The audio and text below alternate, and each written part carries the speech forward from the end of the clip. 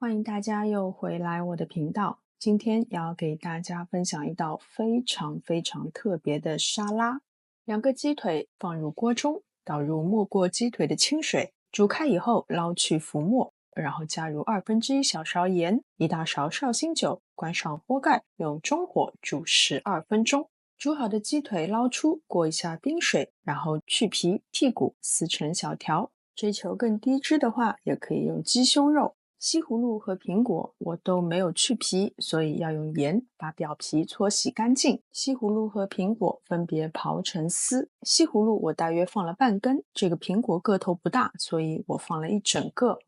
只需要淋上75克市售的和风焙煎芝麻酱，然后拌匀，一盘超级清新，而且绝对会让你惊喜的沙拉就完成了。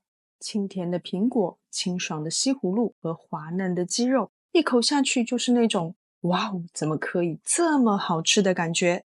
好了，今天的视频就到这边，非常感谢大家的观看，我们下次再见。